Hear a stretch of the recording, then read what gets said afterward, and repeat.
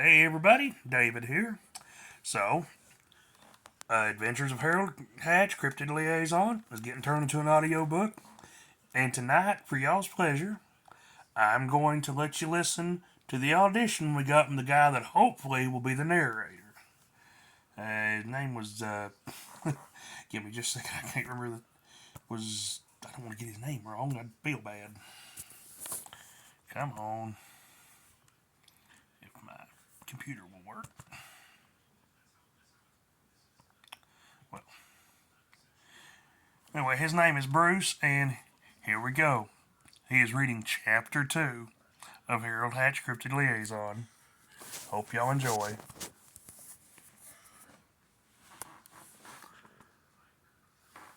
Chapter 2. What the actual, and I can't stress this enough, fuck is going on? Clovis led me to my couch. Just take a deep breath, he said, pulling out his phone. Yep, he killed 2 poachers. He was on the phone talking. Yep, they were after Daisy. No, he didn't suffer any harm. He's just a bit shook up. I'll help him fill out the forms. Yeah, thanks again, Marcy, he said, hanging up. That was the office. They said you need to fill out forms 67 and 73. Other than that, you're in the clear. Also, there's a grief counselor available if you need it. I looked at him in shock. I just killed someone. I should be arrested. Clovis looked at me and frowned. Buddy, you have had one hell of a first day on the job. Get some rest so we can talk about it in the morning. I'll get Daisy home and let everyone know you're safe, he said as he left. I sat on the couch until dawn. I looked at my shotgun and phone. I'd killed someone. On my coffee table was the file I was given. I grabbed it and flipped it open. Cryptid Liaison Job Duties. As liaison to the cryptids, you have a duty to uphold. You are the link between worlds. You will be forced to make tough decisions. In the course of your job, you may be forced to take another's life. If you do so, protecting a cryptid or any other non-human entity, then there will be no ramifications. It is your duty to protect those in the vicinity of Horsefinger. You have full authority to do what it takes to protect those under your care. You will be required to fill out incident reports if and when you take a life. You are also the commander of the Southern Quadrant of the Welfare and Safety Agency. Rule 1. Protect the cryptid and non-human and demi-human and extraterrestrial population by any and all means necessary. Extraterrestrial? They mean fucking aliens now. Seriously. What the actual fuck? I said weakly. The more I read, the more I felt out of my depth. There was even a clause about dying on a distant planet. What the fuck? I felt I'd be thinking and saying that a lot. Hell, who knows? Maybe I'll meet the Mothman, I thought with a shrug. Yeah, actually, he can't be real. It would be cool if he was. I dismissed the thought and looked over the thick packet I'd been given. I began feeling overwhelmed. There was one person I knew I could talk to. I looked at my phone again.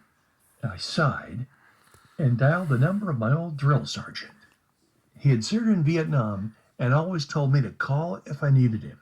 He'd retired and moved to Arkansas, so maybe he could help me out. He answered on the second ring. Well, if you're calling, then shit has hit the fan, he said with a chuckle. I found myself telling him everything. Son, stop right now. Meet me at Wilson's Diner. It's over in Sterling. I'll be there in 45 minutes, he said, before hanging up. I rushed out and jumped in my truck. I waited patiently for him. He came walking in with a man in a dark suit. Everyone except the kitchen staff get out, the man said coldly. People filed out without a word. The 2 of them sat across from me. Hatch, are you a fucking idiot? My sergeant asked me. Calling on an unsecured line. I understand you're upset over killing someone, but it was in the job description. Surely they explained it to you in orientation, the man said, taking off his sunglasses. What orientation? I said, feeling confused. I was given some files and flown here to Arkansas. Nobody told me shit. The man looked at my sergeant and nodded. He stood, saluted me, and promptly left. Well, what would you like to know? The man asked me politely. I stared at him, stunned. Is it ever this simple? I asked myself. Well, everything, I guess. Like, what the fuck is going on, and why is the government involved? The man sighed and shook his head. Fuck me running. I can't believe they skipped your orientation. Okay, let's start from the basics. First off, what do you know about the president? He asked me. I shrugged. I don't know, he's a dumbass, I said warily. He blinked and doubled over laughing. Finally, some honesty. In that case, allow me to introduce myself. I'm Martian Phillips, though I'd prefer you called me Marty. I'm director of the Cryptid Welfare Department, and yes, he is a dumbass. I mean, what else would you expect from a politician? They aren't picked for their brains. And, well, to be honest, he's a lizard man. I felt as if I had been punched. So are the royal families lizards as well? I asked him. He pointed at something on the menu. The waitress nodded and rushed away. Are you fucking stupid? Of course not. They're human. Even the queen, he said, sipping his drink. The government's actually run by different races, including the human race. Horsefinger is one of the safe zones for non-humans, but they have enemies, mostly dumbass poachers and the occasional hunter. Someone learns about their existence and decides to hunt them. And of course you have those perverts who want to rape a non-human. Humans and cryptids cross all the time. Hell, my first time was with a gorgeous little gorgon off the coast of Italy, but that was long ago. Now I'm happily married to a beautiful Lamia. I listened in shock as he told me about the various non-humans I would be dealing with. Many of them can transform their features, though you have some from other planets that can't. I shook my head. You mean there are aliens? I asked him. Marty nodded and sipped his drink. Oh, yeah, loads of them. Earth is actually owned by the king of the Calisot system. He bought it a few centuries ago. I felt the last of my energy drain out of me. I lay my head on the table and groaned. Great. I'm a sea monkey on a Martian's fish bowl, I lamented weakly. Hey, now that's racist. He's not a Martian. He's Lord Tedlius Frostbane. He's the ruler of the frozen wastes and the Lord of Calisot. Also, he's a hell of a bowler, Martin said, sipping his drink again. The more he talked, the more lost I felt. Okay, now here's the forms, he said, handing me a manila folder. I opened it and blinked several times. Incident Form 67, killing a human in the line of duty. Was the human armed? Yes, no. Why did you kill them? Circle one that applies. Number 1, I was bored. Number 2, they were trying to harm a cryptid. Number 3, they exposed their genitals to school children, and I was jealous, and now I'm insecure. I looked at the form, and then at Martin. Is this for real? I asked him flatly.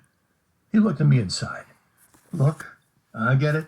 Paperwork sucks, but just do it so the office will shut the fuck up, he said, handing me a pen. Were you sexually engaged with said cryptid? Number 1, no. Number 2, yes. Number 3, not yet, but not from lack of trying. Did the human die quickly? Yes, no. What type of weapon was used?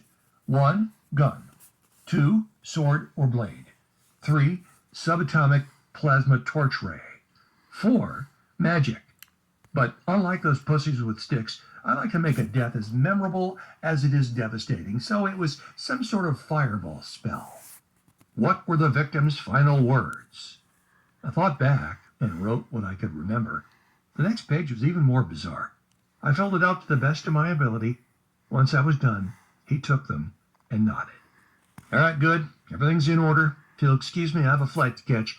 There's a succubus tied up in the trunk of my rental. I'll need to tend to that, he said as he left.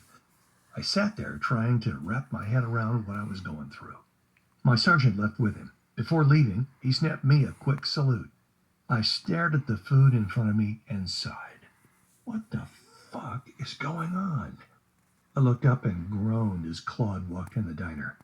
I looked down at the paperwork I was doing and noticed the final question.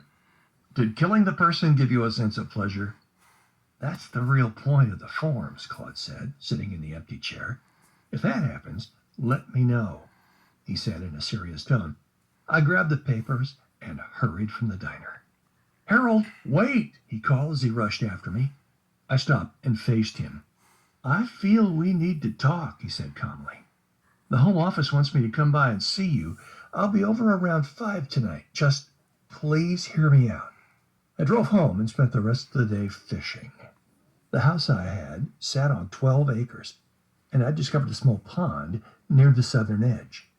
I sat down and stared at the water, thought about the events of the past 2 days. My entire life had been turned upside down. Are they biting? A voice asked me. I turned and saw a young man walk up. He had shaggy brown hair and carried a sword. I instinctively reached for the pistol I carried. No need for the gun, he said, sitting down near me. I noticed he had a serious look in his eyes. Sorry if I'm trespassing, but I used to come here with my grandpa, he said, snatching a grasshopper from a blade of grass. The bream in here love these, he said with a smile. Soon he was showing me the proper way to put a grasshopper on a hook. When he saw my badge, he blanched. Are you a police officer? He asked me quietly. I shook my head and began to laugh. I don't know what the fuck I am anymore. My entire life's gone to shit the past few days. You wouldn't believe me even if I told you about it. And there you go, guys. That was his demo. Don't know about y'all, but pretty damn funny. This is Evan. He's not feeling good, but he likes my books. So, y'all have a good night, guys, and hopefully soon it'll be available on Audible. But if you're interested, it's on Kindle and also available in physical copies. It's the Adventures of Harold Hatch, Cryptid Liaison. And I do have an updated cover for it. Give me just a second and I'll find it. And that way you'll know what to look for. If you feel inclined to get on there, if you want to read it, which would be great, I'm not going to complain. On Kindle, you can download it for free. Don't remember what it's retailing for on Amazon, so, But hey, I'm a poor author, so. But there you go. That's what it looks like. But, let me see, make sure that got that decent. Let me turn this around here so I can see. Yeah, camera's facing weird, but. There you go, guys. And hey, y'all have a good night. Say good night, Evan. Evan says good night.